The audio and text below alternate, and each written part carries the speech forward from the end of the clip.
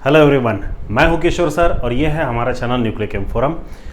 जैसे कि मैंने आपको पिछले वीडियो में कमेंट किया था कि इसके बाद के जो हम टॉपिक रहेंगे ना, जो हम पढ़ेंगे वो रहेगा हमारा एक नया चैप्टर जिसका नाम है थर्मोडायनामिक्स। अब आज की इस वीडियो से हम एक नए चैप्टर की शुरुआत कर रहे हैं और ऑब्वियसली आपको नाम तो पता है ही। चैप्टर है हमारा थर्मोडायनामिक्स। अब ये थर्मोडायनामिक्स को मैं थोड़ा सा अलग अलग पार्ट्स में डिवाइड करने वाला हूँ। उसका जो पहला पार्ट रहेगा उसमें हम पढ़ने वाले हैं बेसिक्स।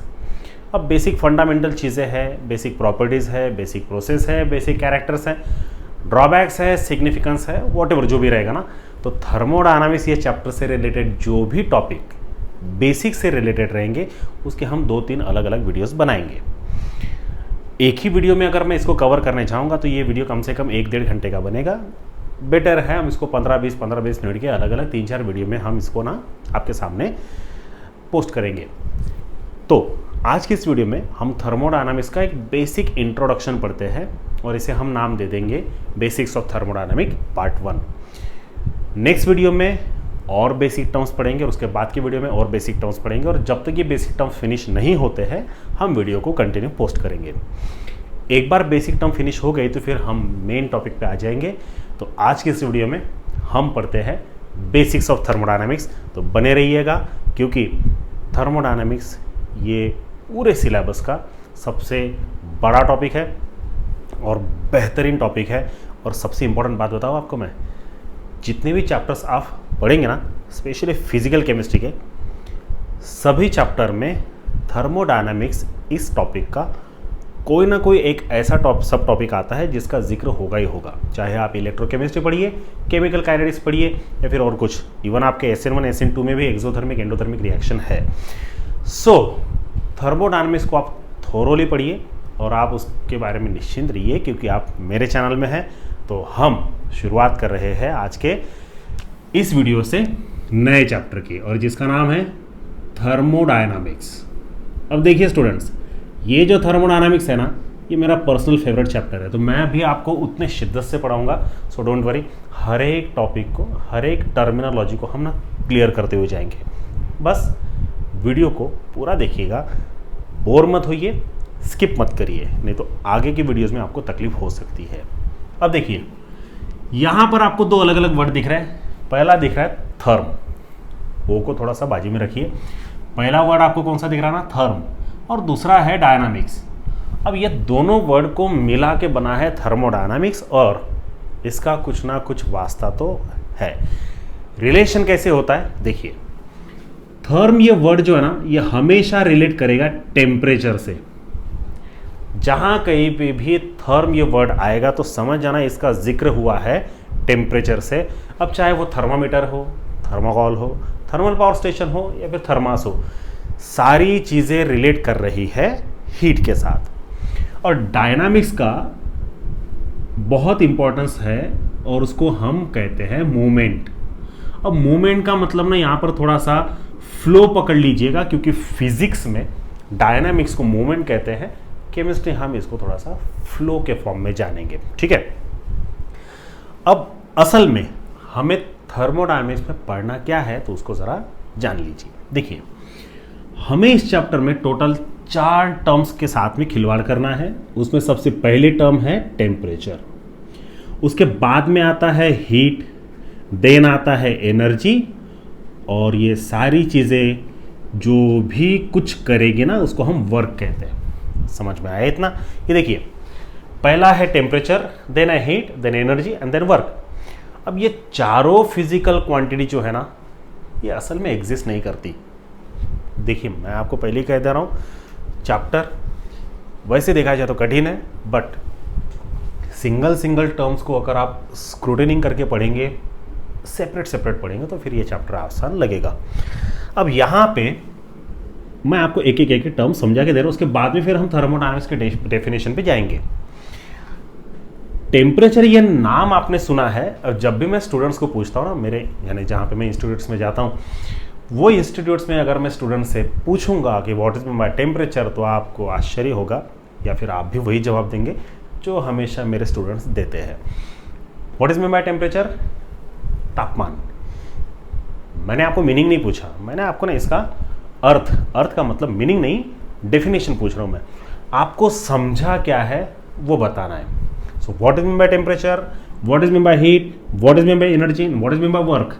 वर्क का बहुत लोगों को अगर डेफिनेशन पूछूंगा ना मैं, वो कहते हैं it is a product of force and displacement. ये क्या डेफिनेशन हुई क्या? आपको अगर फॉर्मूले के फॉर्म में डिराइव करना है तो ये डेफिनेशन करेक्ट है, बट वर्क का ये डेफिनेशन नहीं है। और आपको जानकर ताज्जुब होगा जो वह वर्क का डेफिनेशन मैं बताऊंगा ना आपको उसको। तो देखिए, सबसे पहले हम जानते हैं टेम्परेचर को। What is mean by temperature? Energy present per particle. अच्छे से सुनिए, what is mean by temperature? It is the energy present per particle. हर एक पार्टिकल के अंदर जो एनर्जी है ना, उसे हम नाम देते हैं टेम्परेचर का। अब आपके पास में मान के चलिए 100 पार्टिकल्स है, तो हर एक पार्टिकल के अंदर में कुछ ना कुछ तो एनर्जी है। वो जो एनर्जी है उस पार्टिकल के अंदर, उसे हम नाम देते हैं टेम्परेचर। समझे अभी? तो आपके पास में जो 100 मॉलिक्यूल्स है, सभी मॉलिक्यूल में, इंडिविजुअल मॉलिक्यूल में जो एनर्जी प्रेजेंट है उसको हम नाम देते हैं टेम्परेचर। और जब आप पूरे 100 मॉलिक्यूल्स को, 100 पार्टिकल्स को कंबाइन करेंगे, उसके बाद में आपको जो कलेक्शन मिलेगा एनर्जी का, उसे हम नाम देते हैं हीट। अब हीट से आपको हमेशा ऐसा लगता है गर्माहट, वैसा नहीं है। डायरेक्ट मीनिंग की तरफ जाएंगे ना आप तो थोड़ा सा तकलीफ हो सकता है, बट हीट डजंट रिलेट, हो ना, डजंट तो नहीं बोलना चाहिए, not always, heat not always relate with hotness. Hotness का मतलब गर्माहट है ना, और हीट का मतलब गर्माहट और ठंडा, दोनों के बारे में जिक्र करना है हमें इस चैप्टर में, ठीक है। So what is mean by temperature? It is the energy present per particle. What is mean by heat? It is the collection of energy in a particles, बहुत सारे पार्टिकल के अंदर जो एनर्जी है ना, वो सबका collection means heat. What is mean by energy? मैं आपको एक बात बता रहा हूं, दरअसल देखा जाए ना, एनर्जी नाम की ऐसी कोई चीज एग्जिस्ट करती नहीं। बताइए आपके अंदर कितनी एनर्जी है, बताइए मेरे अंदर कितनी एनर्जी है। मैं बहुत एक्साइटेड हूँ, आज आपको पढ़ा रहा हूँ ना, बहुत एक्साइटेड हूँ, पर क्या आप मुझे एनर्जी कैलकुलेट करके दे सकते हैं? ऐसा कोई इंस्ट्रूमेंट है आपके पास कि आप एक पर्टिकुलर चीज़ का, एक पर्टिकुलर एटम का, मॉलिक्यूल का, न्यूक्लियस के अंदर का, सभी पार्टिकल के अंदर के आपके एनर्जी कैलकुलेट करके देंगे आप? बिल्कुल नहीं। आज तक ऐसी कोई मशीन डेवलप नहीं हुई है जो आपको एग्जैक्ट एनर्जी का वैल्यू कैलकुलेट करके दे, शायद पॉसिबल भी नहीं है। एनर्जी नाम की ऐसी कोई चीज़ नहीं है, ये याद रखिएगा। उसको डिटेल में हम थोड़ा सा इंट्रांस में देखेंगे, बट फिर भी अगर जानना है तो what is mean by energy, मैं अपने हिसाब से आपको एनर्जी का डेफिनेशन बता रहा हूं, उसको अच्छे से सुनिए। Anything that is required for existence, है ना, anything that is required for existence, हर वो चीज जो जिंदा रहने के लिए काबिल बनाती है, that is known as energy, है ना। वो आपने गाना सुना होगा ना, जिंदा रहने के लिए तेरी कसम। तो वो गाने में वो बोल रहा है कि जिंदा रहने के लिए तेरी कसम, तो वो जो हीरो है उसके लिए उसकी कसम एनर्जी है। समझे अभी? आपके मम्मी पापा का वादा आपके लिए एनर्जी है।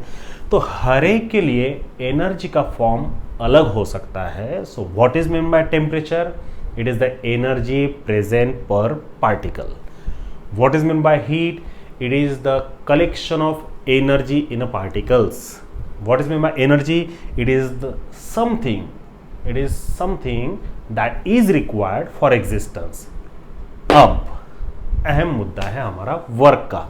अब वर्क के बारे में देखिए, वर्क के बारे में डेफिनेशन थोड़ी सी अलग है। ये जो है ना, ये फॉर्मूले से बनी हुई डेफिनेशन है, इसको याद रख सकते हैं आप, बट वो मत लिखिएगा।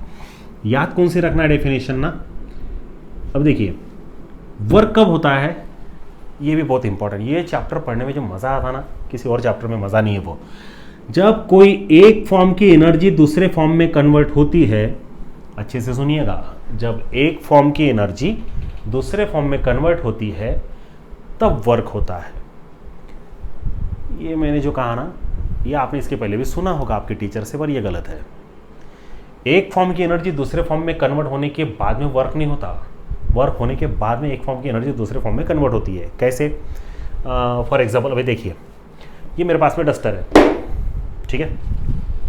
अब मैंने इस डस्टर को फोर्स लगाया फोर्स लगाने के बाद में ये डस्टर डिस्प्लेस हुआ। एक्चुअली क्या हुआ, एक फॉर्म की एनर्जी दूसरे फॉर्म में कन्वर्ट हो गई। सो वर्क ये एक जरिया है, इंग्लिश में हम इसे मोड कहते हैं, है ना। It is a mode, mode यानी जरिया। It is a mode of converting, it is a mode of converting one form of energy into another form. समझे स्टूडेंट, जब कभी आपको एक फॉर्म की एनर्जी दूसरे फॉर्म में कन्वर्ट करनी होगी तो वर्क होना कंपलसरी है। बगैर वर्क हुए एक फॉर्म की एनर्जी दूसरे फॉर्म में कन्वर्ट होगी नहीं, बिल्कुल नहीं होगी। अब देखिए ना, आप अपने इमोशंस कमेंट्स के फॉर्म में पोस्ट करते हैं, वो कमेंट्स मैं पढ़ता हूँ, मैं एक्साइट होता हूँ, तो आपकी इमोशनल एनर्जी मेरे इमोशनल एनर्जी के साथ में मैच हो गई, तब जाके मैं वर्क कर रहा हूँ, ये वीडियो आपके लिए पोस्ट कर रहा हूँ। ये तो छोटा सा एग्जांपल हुआ। अब कोई इंजन, आप उसको फ्यूल एनर्जी सप्लाई करते हैं और वो फ्यूल एनर्जी आपको एक मैकेनिकल वर्क करके देती है। अब वो चाहे फैन हो तो रोटेशनल एनर्जी में कन्वर्ट होगा। तो फ्यूल आपने सप्लाई किया या फिर इलेक्ट्रिकल एनर्जी वो सप्लाई की, तो फैन रोटेट हुआ तो वो रोटेशनल एनर्जी में हुआ। बट जब फैन रोटेट होता है तो उसके जो ब्लेड्स है उनको फोर्स लगता है, और वो फोर्स लगने के बाद में ब्लेड क्या होती है, डिस्प्लेस। तो अपोजिंग फोर्स अप्लाई करने के बाद में वो ब्लेड डिस्प्लेस होती है, तब जाके वर्क होता है। तब हम कहते हैं कि electrical energy get converted into rotational energy. समझ में आया? अभी नहीं समझ में आया होगा तो एक बार ये वीडियो थोड़ा सा 5-10 मिनट के लिए ना थोड़ा सा बैकवर्ड कर लीजिएगा, फिर आपको समझ में आ जाएगा। ठीक है स्टूडेंट्स, तो ये तो एक बेसिक हुआ। अब हमें इस चैप्टर में पढ़ना क्या है ना, उसका जिक्र कर लेते हैं। आपने श्योरली इसको नोट डाउन कर लिया होगा, मैं इसे मिटा देता हूँ। चलिए फिर, ये जो डेफिनेशंस है ना, ये बहुत अच्छे से याद रखिएगा। क्या है टेम्परेचर का, it is the energy present per particle. और दूसरा डेफिनेशन है हीट का, it is the collection of energy in particles. तीसरा है एनर्जी का, it is something that is required for existence. और चौथा है आपका वर्क का, it is a mode of converting one form of energy into another form. एक form की एनर्जी दूसरे फॉर्म में कन्वर्ट करने का जो जरिया है, उस जरिए को हम नाम देते हैं वर्क। ठीक है, हाँ। पर हमें थर्मोडायनामिक्स इस चैप्टर में ना स्पेशली हमें पढ़ना है हीट को। आप इसे बोल सकते हैं हीट एनर्जी।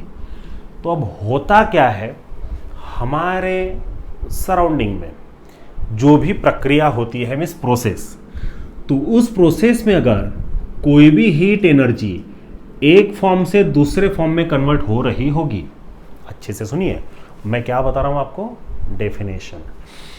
जब कोई हीट एनर्जी, चलो मान के चलिए अभी कोयला है आपके पास में, अब कोयला मीन्स कोल, वो बर्न हुआ तो उसने हीट सप्लाई किया, फिर आपने उस हीट के बदौलत खाना पकाया और आपने वो खाया, तो आपको भी एनर्जी मिली। हीट एनर्जी वहाँ पर यूटिलाइज हुई, तब जाके वो खाना पका, तब जाके आपने वो खाया, तो आपको एनर्जी मिली। ठीक है, आप जिम में जाते हैं, वर्कआउट करते हैं, तो जिम के जो ट्रेनर होते हैं वो क्या बोलते हैं आपको, कैलोरीज बर्न होनी चाहिए, कार्ब्स बर्न होने चाहिए, it is nothing but energy. अब आप वर्कआउट करते हैं तब जाके बहुत सारा पसीना निकलता है, ऑस्मो रेगुलेशन पता होगा आपको। तो वो पसीना जो निकलता है ना, तो बॉडी क्या करती है, हीट रिलीज करती है। तो जब एक फॉर्म की हीट एनर्जी, अच्छे से सुनिए अब मैं डेफिनेशन पे आ रहा हूँ, जब एक फॉर्म की हीट एनर्जी दूसरे फॉर्म में कन्वर्ट होती है, और ये कन्वर्जन करने के लिए हमें अगर किसी फिजिकल प्रोसेस को इस्तेमाल करना होगा, अच्छे से सुनिए, अगर हमें एक फॉर्म की हीट एनर्जी दूसरे फॉर्म में कन्वर्ट करनी है और उसके लिए हमें फिजिकल प्रोसेस का इस्तेमाल करना होगा। फिजिकल प्रोसेस का मतलब जो हम बाहरी तौर पर करेंगे, केमिकल प्रोसेस से नहीं। समझ में आया ना? अब जैसे फ्यूल, पेट्रोल ले लीजिए, डीजल ले लीजिए, रॉकेट ले लीजिए, वो जलता है तो वो हीट सप्लाई करता है। वो हीट सप्लाई करने के बाद में फिर इंजन रोटेट होता है, वर्क करता है, तब जाके वो एक गाड़ी जो है ना एक जगह से दूसरी जगह डिस्प्लेस होती है। तो वो जो हीट एनर्जी हुई, एक फॉर्म की एनर्जी दूसरे फॉर्म में कन्वर्ट हुई। So when one form of heat energy will get converted into another form, by using some physical process is known as thermodynamics. समझे ना? So what is mean by thermodynamics? It is a branch of chemistry. अब तो मैं detail में बता रहा हूँ, आपको मीनिंग तो मैंने पहले बता दिया। तो थर्मोडायनामिक्स का डेफिनेशन क्या आएगा? बेसिक, जो आपको एग्जाम में लिखना है स्टेट बोर्ड में। What is mean by thermodynamics? It is a branch of chemistry which deals with the study of inter conversion. Inter conversion का मतलब, इंटर का मतलब होता है डिफरेंट। जैसे दो अलग अलग कास्ट में शादी होती तो उसको हम इंटर कास्ट बोलते हैं ना, वैसे दो अलग अलग फॉर्म की एनर्जी, पहला फॉर्म दूसरा फॉर्म, तो जब ये फॉर्म की एनर्जी दूसरे फॉर्म में कन्वर्ट होगी तो जाहिर सी बात है दोनों एनर्जी डिफरेंट है। दोनों एनर्जी डिफरेंट है, तो दोनों एनर्जी डिफरेंट है, तो ये फॉर्म की एनर्जी इस फॉर्म में कन्वर्ट हो सकती है और ये फॉर्म की एनर्जी इस फॉर्म में कन्वर्ट हो सकती है, तो इसको कहते हैं हम इंटर कन्वर्जन। अब सुनिए अच्छे से definition. Thermodynamics is a branch of chemistry which deals with the study of inter conversion of, है ना, inter conversion of heat energy from one form to another form during some physical process.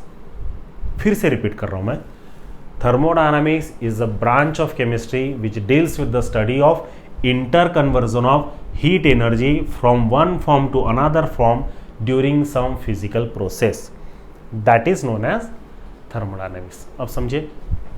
अब जब एक form की energy दूसरे form में convert हो रही है, इसका मतलब वो फॉर्म की एनर्जी दूसरे फॉर्म में फ्लो हो रही है।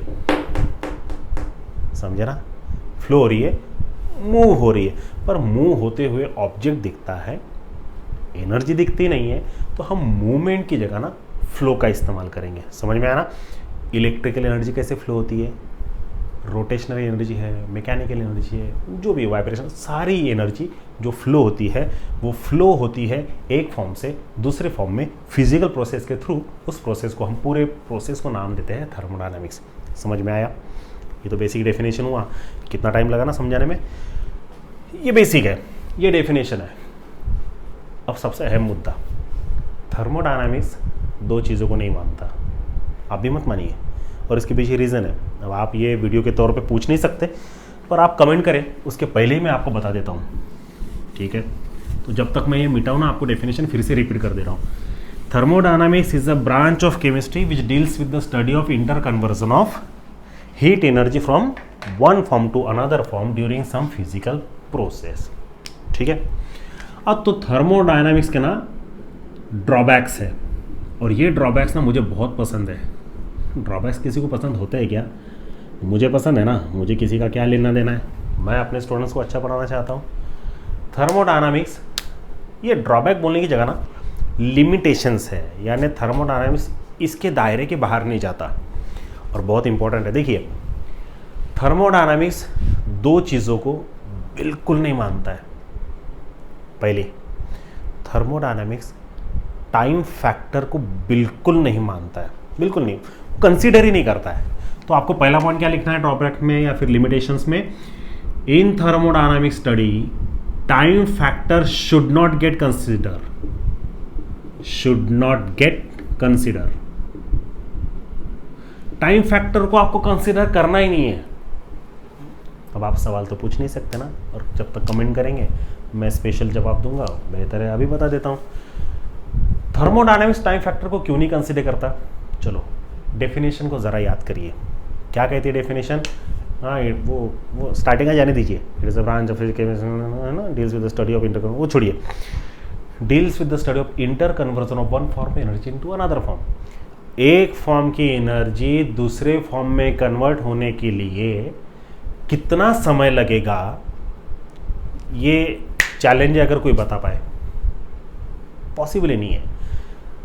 हम में से, आप में से, साइंटिस्ट लोगों में से ऐसा कोई शख्स नहीं है जो आपको ये एग्जैक्ट बता दे कि पर्टिकुलर इतने अमाउंट की एनर्जी इतने अमाउंट में इतने टाइम ड्यूरेशन में कन्वर्ट होगी। अब यूनिवर्स कब बना था और कितने दिन तक या फिर कितने सालों तक और डेवलप होने वाला है, कोई नहीं बता रहा है।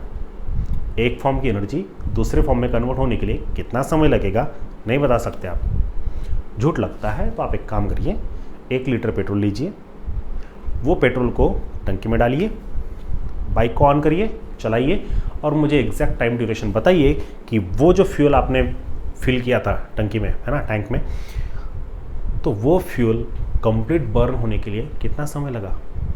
जो बुलेट गाड़ी है उसको शायद ज़्यादा समय कम समय लगेगा, जो एवरेज वाली गाड़ी है उसको ज़्यादा समय लगेगा। तो हर एक के लिए टाइम ड्यूरेशन अलग है, इसलिए हम इस चैप्टर में थर्मोडायनामिक्स में टाइम फैक्टर को कंसीडर नहीं करेंगे। याद रखिएगा। तो आपको पहला पॉइंट कैसा लिखना है, in thermodynamic study time factor should not get considered, बिल्कुल कंसीडर नहीं करना है। तो आज के इस वीडियो में पहली और आखिरी बार आप ये नाम सुनेंगे, नहीं तो ये नाम जब तक ये चैप्टर फिनिश होता नहीं तब तक आएगा ही नहीं।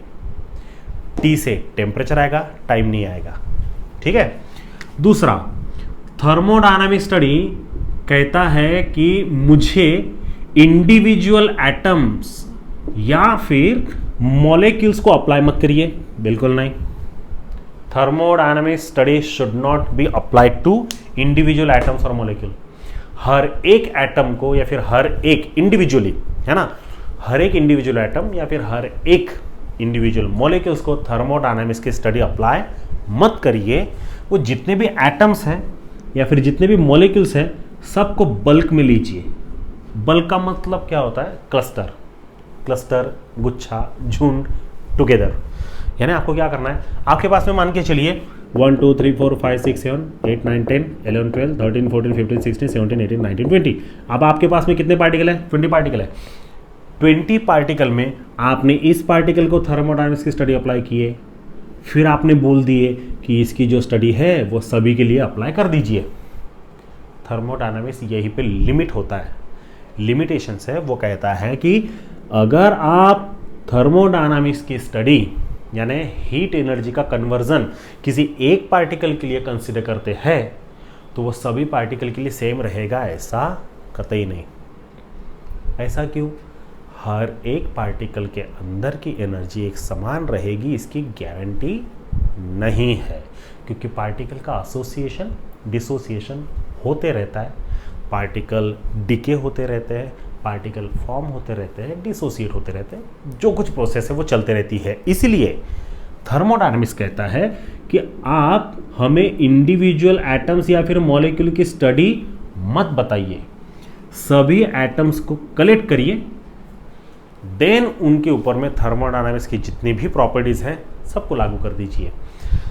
तो दूसरा ड्रॉबैक क्या आएगा, thermodynamic study can not be applied to individual atoms और molecule, it can be applied to matter in bulk. यानी सॉलिड, लिक्विड, गैस, आप जो भी लेंगे वो जो भी मैटर रहेगा बस वो आपको बल्क में लेना है। मीन्स आपको एक हाइड्रोजन गैस का एक एटम का स्टडी नहीं करना है। हाइड्रोजन गैस 1 मोल लीजिए, एक सिलेंडर में फिल करिए उसको, और देन उस सिलेंडर में आप थर्मोडायनामिक्स की प्रॉपर्टी अप्लाई कर दीजिए। समझ में आया? ये है बेसिक डेफिनेशन और थर्मोडायनामिक्स का ये ड्रॉबैक। ठीक है स्टूडेंट, अब हम आगे में पढ़ते हैं बेसिक डेफिनेशंस जो हमारे बहुत काम की है, और उसके बाद में फिर आज के इस वीडियो को हम स्टॉप कर देंगे। अब देखिए बेसिक डेफिनेशन में क्या है, तो हमें हमेशा जो वर्ड इस्तेमाल करेंगे ना उसके बारे में जानते हैं। वो काफ़ी छोटा है और आसान भी है, तो आपको समझ में आ जाएगा। तो थर्मोडायनामिक्स, इसमें हमें ना 4 चीज़ों के बारे में जानना है। पहला है सिस्टम, दूसरा है सराउंडिंग, तीसरा है यूनिवर्स और चौथा है बाउंड्री। देखिए कहीं आप गलत ना सुन ले, नहीं तो बंदरी बोलेंगे तो आपको थोड़ा सा अजीब लगेगा, तो ऐसा कुछ है नहीं, मैं किसी का दिल नहीं दुखाना चाहता। इट्स अ बाउंड्री, उसको गलत प्रोनाउंस मत करिए। So what is mean by system? अभी चलिए सिस्टम पे आते हैं। The portion where thermodynamic study can take space, ऐसी जगह जहाँ पे हमें थर्मोडायनामिक्स की प्रोसेस को लागू करना हो, या फिर ऐसी जगह जहाँ पर एक फॉर्म की हीट एनर्जी दूसरे फॉर्म में कन्वर्ट हो रही हो, दैट पोर्शन, उस जगह को हम कहते हैं सिस्टम। बहुत बार मूवीज़ में आपने नाम सुना होगा ना कि मुझे पूरे सिस्टम को हिलाना है। मुझे पूरे सिस्टम को बदलना है, मैं ये सिस्टम में नहीं रह सकता। What is my system? वो दायरा, वो जगह, वो पोर्शन, वो उतना एरिया जहाँ पे थर्मोडायनामिक्स की हमें स्टडी करना है, या फिर एक फॉर्म की हीट एनर्जी दूसरे फॉर्म में कन्वर्ट होती है, तो जितने जगह में ये प्रोसेस चल रही है उतने जगह को हम नाम देते हैं सिस्टम। सिस्टम को छोड़ने के बाद जो कुछ बचता है that is known as surrounding. So what is mean by system? It is a portion where thermodynamic study can takes place. What is mean by surrounding? The portion excluding system. Exclude बोला मैंने, include नहीं। Exclude का मतलब ऐसा portion जिसमें system को हम अगर छोड़ देंगे तो जो कुछ बचेगा वो सराउंडिंग है। What is mean bye universe? It is a combination of system and surrounding, या फिर सिस्टम प्लस सराउंडिंग डायरेक्ट भी बोल सकते हैं आप। ये डेफिनेशन आपको कोई नहीं पूछेगा। सिस्टम मेन है और सराउंडिंग मेन है, ये दो डेफिनेशन बहुत इंपॉर्टेंट है। डेफिनेशन छोड़िए, कॉन्सेप्ट बहुत इंपॉर्टेंट है, वो समझिए। So what is mean by system? The portion where thermodynamic study can takes place. What is mean by surrounding? The portion excluding system is known as surrounding. What is meant by universe? It is a combination of system and surrounding. What is meant by boundary? Boundary is an imaginary line. ये एक ऐसी line है, imaginary है, यानी ये है नहीं exist में, पर हमें कंसिडर करना है।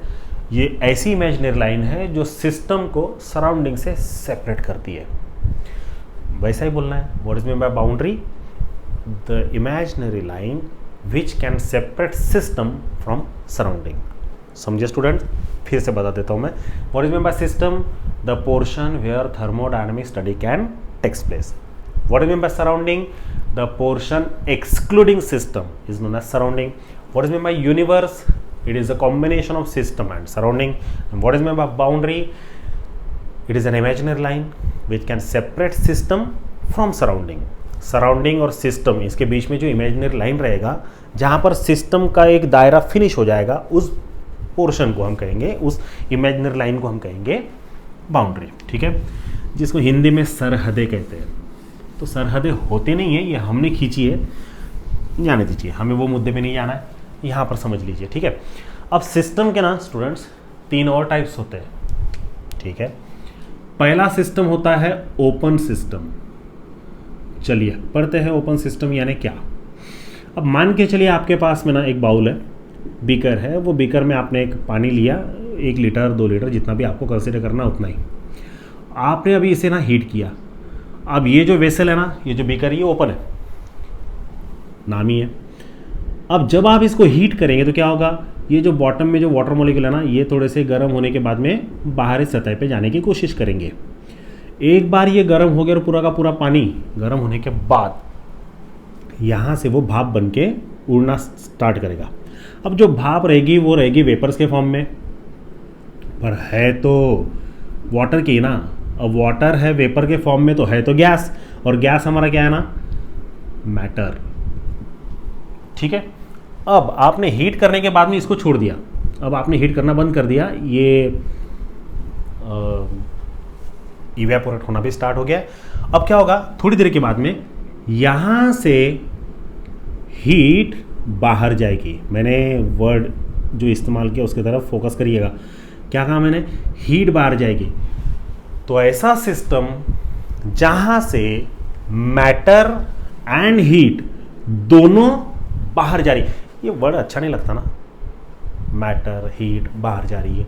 तो साइंटिफिकली इसके लिए कुछ नए वर्ड्स की खोज की गई है आपके लिए, तो वो वर्ड्स आपको याद रखने पड़ेंगे। ठीक है, एक्सचेंज वर्ड को याद रखिएगा, है ना। What is mean by open system? The system where both matter as well as heat exchanges with the surrounding. Exchange क्यों कहा है? क्योंकि जब हीट सराउंडिंग में जाती है तो जाहिर सी बात है कोल्डनेस इसके अंदर एंट्री करता होगा ना, तो सराउंडिंग का कोल्डनेस सिस्टम में आ रहा है और सिस्टम का हॉटनेस सराउंडिंग में जा रहा है। अल्टीमेटली हीट का ही ट्रांसफर हो रहा है, पर ट्रांसफर एक तरफा वर्ड है, एक्सचेंज ये 2 तरफा वर्ड है। एक्सचेंज का मतलब हीट मीन्स हॉटनेस बाहर, कोल्डनेस अंदर, तब जाके कुछ देर के बाद में ये पानी नॉर्मल टेम्परेचर पे आ जाएगा, जो कि गर्म था, 100 डिग्री सेल्सियस पे था, वो 37-40 डिग्री सेल्सियस पे फिर आ जाएगा, या फिर उससे भी थोड़ा सा कम। So what is mean by open system? The system where both matter and heat exchanges with the surrounding, है ना, एक्सचेंज होता है सराउंडिंग के साथ, ये हुआ आपका ओपन सिस्टम। दूसरा होता है क्लोज्ड सिस्टम। क्लोज सिस्टम में आपको सिंपल कुछ नहीं करना है, बस इसके ऊपर में एक प्लेट ढक देनी है। क्या होगा इससे स्टूडेंट्स? हीट तो बाहर जाएगी बट वेपर बाहर नहीं जा पाएंगे। मीन्स एक्सचेंज होगा इस बार सिर्फ हीट का, मैटर का नहीं। जैसे आपके पापा के लिए आपने मान के चलिए चाय बनाए, या फिर आपकी मम्मी ने चाय बनाए, तो आपके पापा उनके दोस्त के साथ में बात कर रहे हैं, दोनों चाय पीने वाले हैं, पर थोड़ी देर के लिए रख दिया है क्योंकि इंपॉर्टेंट डिस्कशन चल रहा है। तो चाय के ऊपर में अगर आपने वो एक लीड रख दिया, या फिर एक पतीला रख दिया, फिर ढक्कन रख दिया, क्या होगा? चाय ठंडा होगा पर समय लगेगा। चाय अगर कंप्लीट ओपन रहा, ओपन सिस्टम में रहा, तो क्या होगा? चाय कुछ ज़्यादा ही जल्दी ठंडा हो जाएगा। तो अगर आप उसके ऊपर में प्लेट रखते हैं तो चाय थोड़ा सा देरी से ठंडा होगा। अब ठंडा होना बनता है, बट चाय की मात्रा कम नहीं होगी, क्वांटिटी उतनी रहेगी, क्योंकि मैटर नहीं गया ना बाहर। वो प्लेट के ऊपरी सतह, अंदर की सतह पे देखना, वो स्टिक हो जाते हैं मॉलिक्यूल्स, है ना, वेपर्स। ठीक है। So what is mean bye close system? ऐसा सिस्टम जहां पे सिर्फ हीट एक्सचेंज होती है सराउंडिंग से, मैटर नहीं। इंग्लिश में कैसा लिखेंगे? The system where only heat can exchanges with the surrounding, not the matter, है ना। अब तीसरा क्या होगा? अगर मैं इसे सील्ड कंटेनर में रख दूं, ऐसा सील्ड कंटेनर जिसमें एकदम छोटा सा भी पोर नहीं है, कुछ नहीं है, ना सराउंडिंग का हीट सिस्टम में जा सकता है, ना सिस्टम का हीट सराउंडिंग में जा सकता है, ना मैटर सिस्टम से सराउंडिंग में जा सकता है, ना सराउंडिंग से सिस्टम में आ सकता है। तो ऐसे सिस्टम को हम नाम देते हैं आइसोलेटेड सिस्टम। हाँ, ये वर्ड थोड़ा सा डरिए मत, ये हम कोरोना के बारे में नहीं पढ़ रहे, नहीं तो आप बोलेंगे आइसोलेट करेंगे, है ना। होता था ना आइसोलेशन जोन। अब आइसोलेशन जोन में क्या होता था कि जो कोविड का पेशेंट है वो उस रूम में चला गया, तो बाहर का कोई पर्सन अंदर नहीं जाता था, और उसको तो बाहर वैसे भी नहीं आने देते थे। ठीक है। तो ओपन सिस्टम में हीट, मैटर दोनों एक्सचेंज होते हैं सराउंडिंग के साथ।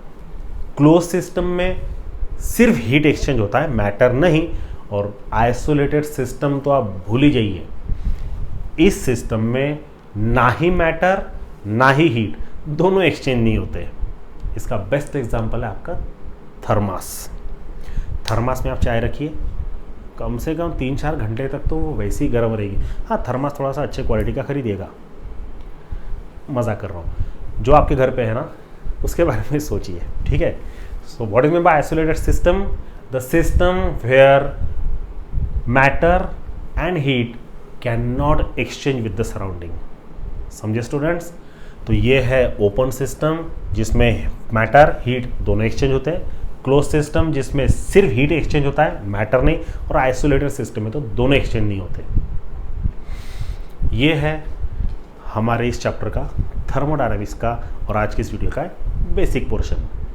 बची और डेफिनेशंस हम नेक्स्ट वीडियो में पढ़ेंगे, तो बने रहिएगा मेरे चैनल में। मैं हूं आपका किशोर सर, और यह है आपका ये चैनल न्यूक्लियर केम फोरम। तो नेक्स्ट वीडियो में हम और ऐसे बेसिक डेफिनेशन पढ़ेंगे और बहुत डिटेल में जानने की कोशिश करेंगे। ठीक है स्टूडेंट्स? तो मिलते हैं नेक्स्ट वीडियो में। Thank you so much.